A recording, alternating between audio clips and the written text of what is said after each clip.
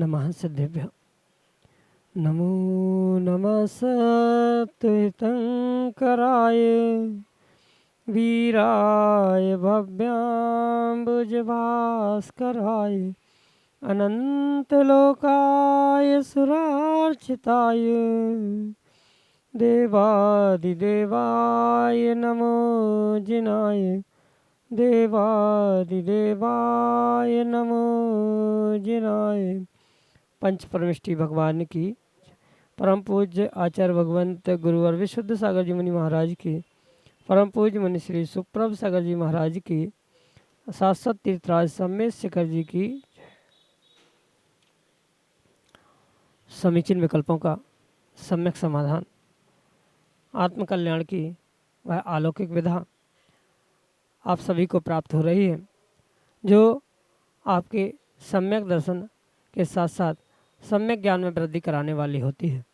क्योंकि जब हमारी श्रद्धा तभी परिपक्वता को प्राप्त होती है जब हमारे अंदर के विकल्प समाप्त होते हैं, और उन विकल्पों को समाप्त करने का, उन विकल्पों को समीचीनता दिलाने का सम्यक मार्ग हमें परम पूज्य आचार्य भगवंत गुरुवर विशुद्ध सागर जी महाराज की मंगल सभा से, उन्हीं के सुयोग से परम पूज्य मुनि श्री सुप्रभ सागर जी महाराज के मुखारविंद से प्राप्त हो रहा है।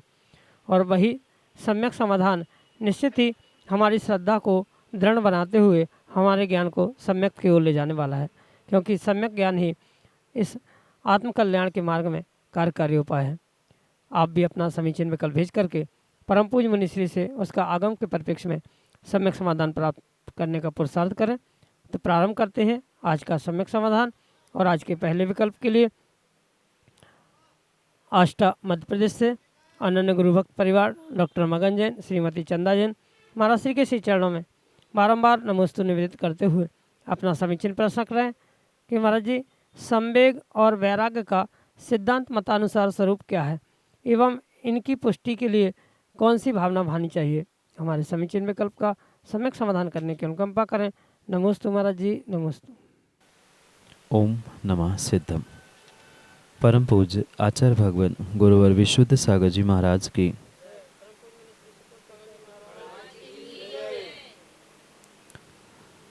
आचार्य भगवान उमास्वामी महाराज अपने ग्रंथराज तत्वार्थ सूत्र में इस विषय को स्पष्ट करते हुए समझाते हैं, जगत का स्वभावो वा संवेग वैराग्यार्थ।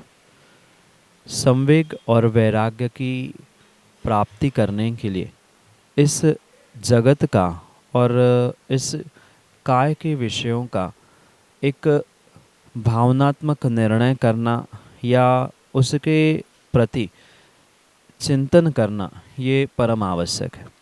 अगर इस संवेग और वैराग्य इन दोनों शब्दों को सामान्य रूप से समझे तो इन सामान्य शब्दों में कोई विशेष अंतर नहीं है, क्योंकि संसार विषय और भोगों के प्रति जो उदासीनता है, सत्यता का निर्णय है, वह संवेग कहलाता है। और उसी संवेग भाव से विषय भोगों से उदासीन होते हुए उसे चरितार्थ करना, उसे क्रिया में ले आना, इसको ही वैराग्य के रूप में स्वीकार किया जाता है।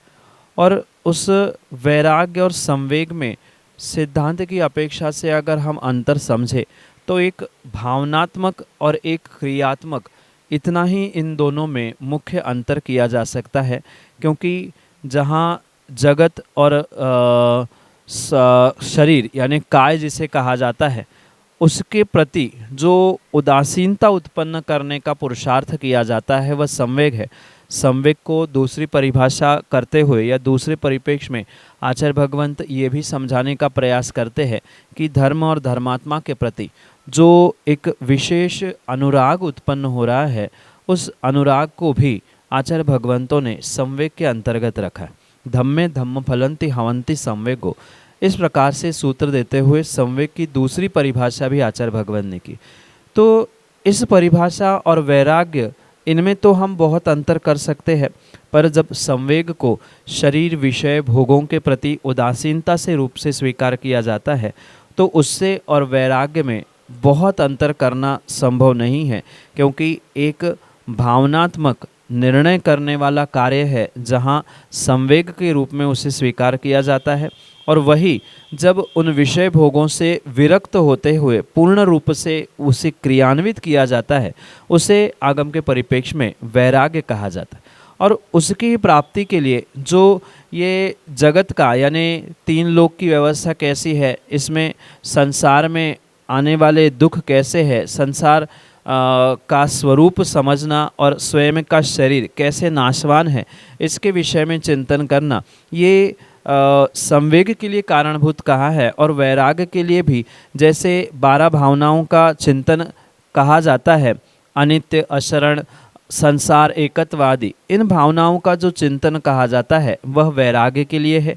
कथनचित वही संवेग के लिए भी स्वीकार किया जा सकता है, पर जब वैराग्य की जननी के रूप में उन 12 भावनाओं को स्वीकार किया जाता है, तो 12 भावनाओं के निमित्त से वैराग्य और संसार और शरीर काय के बारे में चिंतन करना, इन भावनाओं से उनके स्वरूप के बारे में चिंतन करने से संवेग की प्राप्ति होती है। इस प्रकार से संवेग और वैराग्य में थोड़ा सा ही अंतर करते हुए हमें दोनों का स्वरूप आगम के परिप्रेक्ष्य में समझना होगा, जो कि आपके लिए सम्यक समाधान से। गया बिहार से शैलेश छापड़ा, अगले समीचीन विकल्प के लिए। नमस्ते गुरुदेव। गुरुदेव, हमारी एक शंका है। गुरुदेव, हमारी एक शंका है कि क्या कोई जीव समोशरण में पहुंचकर उसी जगह दीक्षा लेकर के उसी भाव से मोक्ष जा सकता है क्या? आगम में ऐसे बहुत सारे दृष्टांत उदाहरण प्राप्त होते हैं जहाँ जीव समोशरण में पहुंचकर उन्होंने भगवान के उस दिव्य स्वरूप को, उनके दिव्य देशना को सुनने से ही अपने आत्मा का, अपने आप का कल्याण कर लिया। जैसे चंद्रप्रभु भगवान के विषय में उल्लेख प्राप्त होता है सोनागिर में, जहाँ 16 बार तीर्थंकर चंद्रप्रभु भगवान का समोशरण आया था। वहाँ पास के ही नगर के राजकुमार नंगानंग कुमार, जिनका नाम था, वे मात्र भगवान के दर्शन करने के लिए समोशरण में उस सोनागिर में पहुँचे थे। और वहाँ पहुँचते ही भगवान के उस दिव्य स्वरूप को, भगवान की दिव्य देशना को सुनने से ऐसा वैराग्य उनके भीतर प्रस्फुटित हो गया, ऐसा वैराग्य उत्पन्न हो गया कि उसी समोशरण में, उसी क्षण, उसी समय भगवान को साक्षी मानते हुए उन दोनों भाइयों ने दीक्षा ग्रहण कर ली और ऐसी तपस्या, ऐसी साधना की कि उन्होंने उसी भाव से अपने आत्मा का कल्याण करने का भी पुरुषार्थ कर लिया। ऐसा मात्र एक ही दृष्टांत नहीं, अपितु जैसे कि मैंने कहा अनेकानेक दृष्टांत है। भगवान महावीर स्वामी के विषय में भी आपने सुना होगा, जो गुरु पूर्णिमा के विषय में कथानक आता है कि जो इंद्रभूति वहाँ अपने अहंकार में पहुँचते हैं, भगवान के समोशरण में जो मानस स्तंभ है वहाँ मानस स्तंभ को देखते हुए मान खंडित होते, जैसे ही केस लॉन्च करते हैं, केस लॉन्च करके दीक्षा लेकर, वही क्योंकि केस लॉन्च करके दीक्षा लेकर वे भगवान महावीर स्वामी के मुख्य गणधर बने, और गणधर का नियोग तो होता ही है कि गणधर उसी भाव से अपने आत्मा का कल्याण करते हुए मोक्ष प्राप्त करता है। तो ये स्वाभाविक सी बात है, बहुत बड़ी बात नहीं है, क्योंकि समोशरण में उस मुख्य भूमि में, 8वीं भूमि में जहाँ तीर्थंकर भगवान साक्षात विराजमान होते हैं, वहाँ विशेष भव्य पुण्यात्मा ही जीव भगवान की दिव्य ध्वनि सुनने के लिए पहुँचते हैं, और लगभग जिनका जैसा नियोग होता है वह वहाँ उस नियोग के अनुसार मोक्ष को प्राप्त करते। और आगम ग्रंथों में ये भी आपने पढ़ा होगा, नहीं हो तो आपको पढ़ने के लिए बहुत आवश्यक है कि भगवान के समोशरण में मात्र सामान्य मुनिराज, आरिका आदि नहीं होते, वहाँ पर साक्षात मनःपर्यय ज्ञानी, अवधि ज्ञानी और सामान्य केवली भी वहाँ पर विराजमान होते हैं। जब केवली विराजमान है तो स्वाभाविक सी बात है, वो केवल ज्ञान को प्राप्त कर लिया है तो उस भाव से वो मोक्ष भी जाएंगे, इसलिए इसमें कोई भी बाधा नहीं है। सामान्य जीव भी, श्रावक भी वहाँ पहुँचकर अणुव्रत, महाव्रत आदि ग्रहण करते हुए अपने आत्मा का कल्याण उसी भाव से भी कर सकता है। यही आपके लिए सम्यक समाधान। ज्ञानी पापड़ीवाल, अगले समीचीन विकल्प के लिए हमारे सामने। नमोस्तु महाराज श्री। महाराज श्री, अगर हम लोग का मंदिर जाने का नियम है और अभिषेक करने का नियम है और बिहार में भी आना है सुबह, तो उसके लिए नियम तो हम लोग का टूट जाता है, तो उसमें कोई दोष लगता है क्या? अगर किन्हीं जीवों का भगवान के अभिषेक पूजन आदि का नियम है, उसे तो अपनी पूर्ण पराकाष्ठा से, सर्वोत्कृष्ट भावना से इस नियम का परिपालन करना आवश्यक। पर कभी कभार ऐसा भी होता है कि नगर में निर्ग्रंथ मुनिराज है या नगर के आसपास निर्ग्रंथ मुनिराजों का आवागमन हो रहा है, उनकी विहार, आहार, निहार आदि की व्यवस्था में कभी कभार ऐसा भी देखने में आता है कि प्रतिदिन का कलश अभिषेक आदि का नियम होने पर भी जीव उसे पूर्णता से प्राप्त नहीं कर पाता, क्योंकि अभिषेक का समय सीमित होता है और उतने समय में माना कि व्यक्ति नहीं पहुंच पा रहा है, तो वहाँ नियम छूटने की संभावना है। पर मैं तो कहता हूँ इस बात का विकल्प करने की आवश्यकता नहीं है, क्योंकि मंदिर में भगवान तो प्रतिदिन है ही और भगवान का अभिषेक आप प्रतिदिन कर रहे हैं। मुनिराजों की सेवा वैयावृत्ति करना ये कभी कभार मिलने वाला पुण्य है। अभिषेक पूजन तो आप हमेशा ही करते हैं। भगवान एक दिन आपने अभिषेक नहीं किया तो किसी प्रकार से रूठने वाले नहीं हैं कि कल से आपको आशीर्वाद देना या आपका काम होना बंद हो जाए कि आपने 20 दिन 20 कुछ महाराज के पास पहुँचे, ये वहाँ कोई व्यवस्था नहीं है। इसलिए आप ये पक्का माने कि उत्कृष्ट बात तो यही है कि आप आगे पीछे टाइम मैनेज करते हुए अभिषेक कर सकते हैं। मंदिर की व्यवस्था अगर लंबे समय तक अभिषेक की है तो आप करें। और माना कि कई बार 8 बजे तक ही मंदिर में अभिषेक की व्यवस्था है और विहार भी 8 ही बजे तक होता है, तो कि विहार छूट रहा है कि भगवान का अभिषेक छूट रहा है, तो ऐसे समय में आप ये समझे कि निर्ग्रंथ मुनिराज भी पंच परमेष्ठी के अंतर्गत स्वीकार किए जाते हैं। माना कि आपको अभिषेक का ही विकल्प है, मैं तो कहता हूँ विकल्प करने की आवश्यकता नहीं है, और फिर भी विकल्प है तो निर्ग्रंथ मुनिराज भी पंच परमेष्ठी के अंतर्गत आते हैं। आप अभिषेक नहीं सही उनके चरण का पाद प्रक्षालन करते हुए उसे ही गंधोदक मानकर अपने नियम की पूर्ति करें। माना कि किन्हीं का पूजा करने का नियम है, पूजा तो हालांकि बाद में भी हो सकती है, दोपहर में भी हो सकती है, पर माना कि मंदिर में जाने के लिए समय नहीं मिल रहा है। कई बार विहार में ऐसा होता है, लंबे लंबे विहार में भगवान ही नहीं मिलते, पूजा करने के लिए नहीं मिलता, तो पंच परमेष्ठी की पूजा या मुनिराजों के सामने बैठकर हम परोक्ष रूप से देवशास्त्र गुरु की या सिद्धों की आराधना कर सकते हैं, उनकी पूजा कर सकते। और वो भी संभव नहीं है तो चौके में भी निर्ग्रंथ मुनिराजों की जो पूजा की है वहीं पर आप देवशास्त्र गुरु को अर्घ्य चढ़ा ले, आपके नियम का परिपालन वहाँ भी पूर्ण हो सकता है। पर ये सभी कार्य भावों की विशुद्धि के साथ करें। पंच परमेष्ठी हमारे लिए एक समान है, सच्चे देवशास्त्र गुरु हमारे लिए समान है। इसलिए हमें जो उपलब्ध हो, जो दुर्लभता से उपलब्ध होते हैं, उनकी विशेष सेवा, उनकी विशेष वैयावृत्ति करने से ही आपको विशेष फल प्राप्त होने वाला है। यही आपके लिए सम्यक समाधान। नमोस्तु गुरुदेव। मेरा प्रश्न ये है, शांति धारा में अपन बोलते हैं तथास्तु बोलना चाहिए कि सदास्तु बोलना चाहिए? मेरा नाम संध्या काला, गया बिहार से।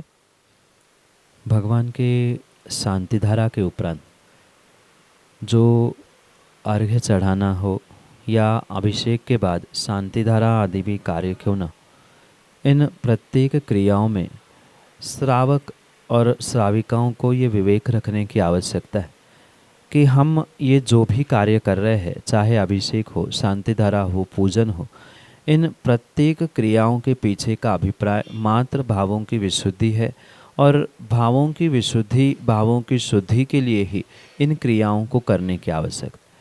कोई व्यक्ति इन क्रियाओं में उलझ कर रह जाते हैं कि शांति धारा के बाद अभिषेक क्यों किया जा रहा है, या शांति धारा में किन शब्दों का प्रयोग करना चाहिए, हमारा नाम लेना चाहिए कि उनका नहीं लेना चाहिए, आदि किन्हीं विकल्पों को लेकर अगर अभिषेक, शांति धारा, पूजन पाठ आदि हो रहा है तो उसका समीचीन फल उत्कृष्ट रूप से नहीं मिल सकता। ये क्रियाएं करना आवश्यक है, पर मात्र क्रियाओं को करने के लिए या मंत्रों के उच्चारण के लिए क्रियाएं नहीं की जाती, अपितु इसके पीछे हमारा अभिप्राय क्या है ये समझने की आवश्यकता। और आचार्य भगवंतों ने स्पष्ट अभिप्राय यही कहा है कि हमारी भावों की उत्कृष्टता से विशुद्धि बने। और अगर शब्दों में अटक कर हम सोच रहे हैं कि हम तथास्तु कहे कि नहीं सदास्तु कहना चाहिए या इनका नाम आना चाहिए, मेरा क्यों नहीं आया, तो फिर शांति धारा करने का अभिप्राय और उद्देश्य वहाँ सिद्ध नहीं हो सकता। इसलिए आप चाहे सदास्तु कह दो चाहे तथास्तु कह दो, दोनों का लगभग अर्थ एक समान ही है। सदास्तु का अर्थ है कि जो हम भावना भा रहे हैं कि सभी जीवों को शांति मिले या नित्यम आरोग्यमस्तु, तो वहाँ सदास्तु का भी अर्थ यही होता है, सदा के लिए ऐसी भावना फलीभूत हो। या तथास्तु का भी अर्थ ऐसा है, जो आपने भावना भाई है वह भावना पूर्ण हो। इसलिए शब्दों में ना उलझते हुए हम अभिप्राय को समझे। सदास्तु यानी हमेशा के लिए हो, तथास्तु यानी वैसे ही हो, दोनों का अर्थ लगभग समान है। इसलिए ये विकल्प ना करें कि सदास्तु बोलना चाहिए कि तथास्तु बोलना चाहिए। जो हमारे मुख से निकल आए, जो हमारे भावों की विशुद्धि के लिए निमित्त बन रहा है, उन शब्दों का हम प्रयोग करें। माना कि कोई सदास्तु कह रहा है तो भी पाप नहीं है, कोई तथास्तु कह रहा है तो भी पाप नहीं है। व्यक्ति अपनी भावों की विशुद्धि के अनुसार इन क्रियाओं को, इन शब्दों को प्राप्त करते हुए इनकी भूमिका और इनकी विशेषता को समझने का प्रयास करे। दोनों का लगभग अर्थ समान है, इसलिए शब्दों में ना उलझकर भावों की विशुद्धि के साथ इन क्रियाओं को करे। यही आपके लिए सम्यक समाधान। नमोस्तु महाराज जी, मैं ललित सच्ची गया से। मेरा प्रश्न है कि मैं स्वाध्याय का नियम लिया हूँ, लेकिन कभी कभी छूट जाता है बिहार में जाने आने में, तो क्या उससे मैं कैसे पूरा करूँ?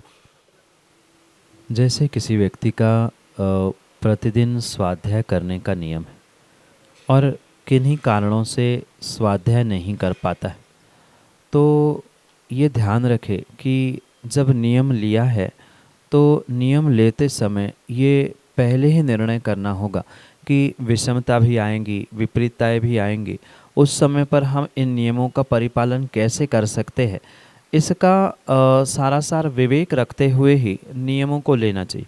क्योंकि कई बार ऐसा होता है, व्यक्ति भावुकता में आकर एक दूसरे को देखकर नियम लेता है और फिर जब नियम टूटता है तो उसे पछतावा भी होता है, या फिर आने वाले समय वह नियम पूर्ण नहीं कर पाता है, तो बहुत बड़ा पाप या बहुत बड़ा कर्माश्रव भी वो वहाँ का प्राप्त करता है। इसलिए नियम लेते समय ही इन बातों का पहले स्पष्टीकरण जिनसे हम नियम ले रहे हैं उनसे किया जाए। वहाँ जैसी अनुकूलता है वैसा हम नियम ले और फिर आगे बढ़ने का प्रयास करें। रही बात अब नियम ले ही लिया है और कभी ऐसी विसंगति फंस जाती है, जैसे सूतक पातक के दिनों में ग्रंथ स्पर्श नहीं किए जाते हैं या मोबाइल से भी करना उचित नहीं है, तो ऐसे समय में आचार्य भगवंतों ने कहा है कि आपत्ति काल में आपके नियम की पूर्ति के लिए आपको बहुत अच्छी बात है कि जो स्वाध्याय रूपी नियम है, कोई दूसरा स्वाध्याय कर रहा है तो उसका स्वाध्याय सुनना भी आपके लिए स्वाध्याय है। क्योंकि आचार्य भगवंतों ने 5 प्रकार के स्वाध्याय की भूमिका बनाई है। 5 प्रकार के स्वाध्याय में जैसे आमना, प्रोक्षना, धर्मोपदेश आदि सभी को स्वाध्याय स्वीकार किया है।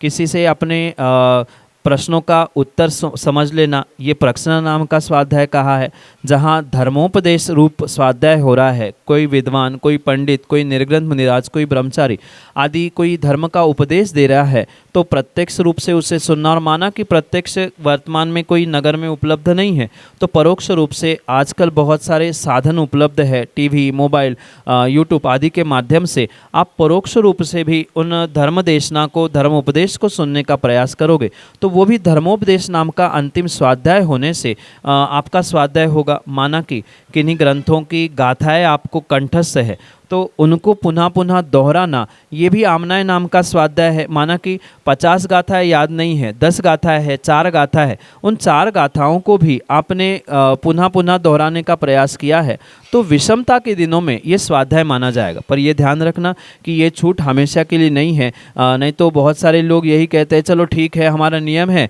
हमने 4 गाथाएं पढ़ ली, हमारा काम हो गया। जैसे भगवती आराधना जैसे ग्रंथों में जहाँ क्षपक के लिए मतलब अंतिम समय में साधनारत समाधि में जो क्षपक होता है उनके लिए आचार्य भगवंतों ने कहा है कि अब उसके तो पढ़ने की सुनने की क्षमता नहीं है, तो प्रतिदिन जो मुनिराज बन के 4 समय के स्वाध्याय का नियम है तो उसकी पूर्णता कैसे होगी।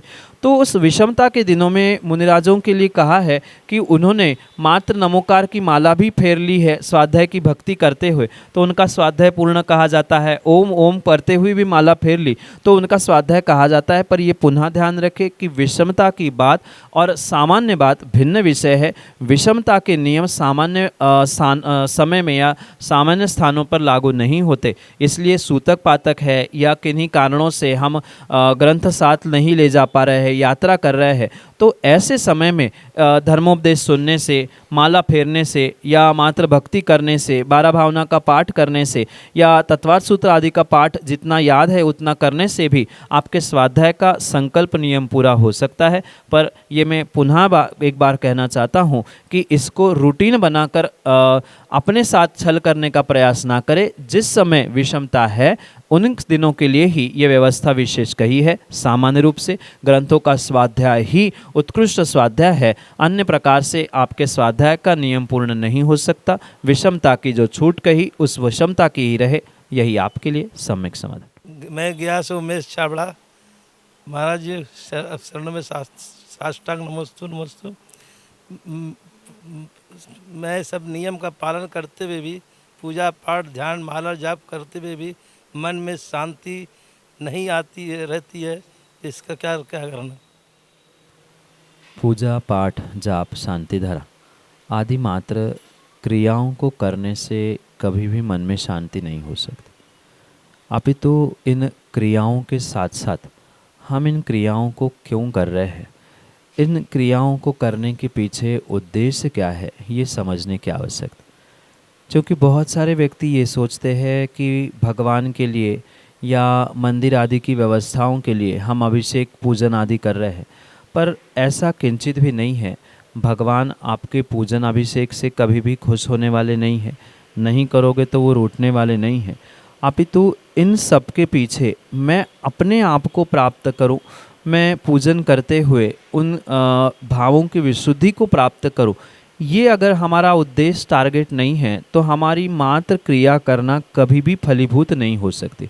और मन की शांति की बात तो दूर रही, आप क्रियाओं को बिना सोचे समझे कर रहे हैं। एक थाली से उठाई, दूसरी थाली में चावल चढ़ा दी, तो इसका अर्थ पूजा नहीं है। मात्र कलश ले लिया, भगवान पे ढार दिया, तो ये अभिषेक शांति धारा का मतलब नहीं है। उन क्रियाओं के साथ हमारी भावों की विशुद्धि कितनी बन रही है, साक्षात हमें ये अनुभूत करने की आवश्यकता है कि नहीं, मैं एक परमात्मा का अभिषेक कर रहा हूँ, मैं निर्ग्रंथ मुनिराजों को दान दे रहा हूँ।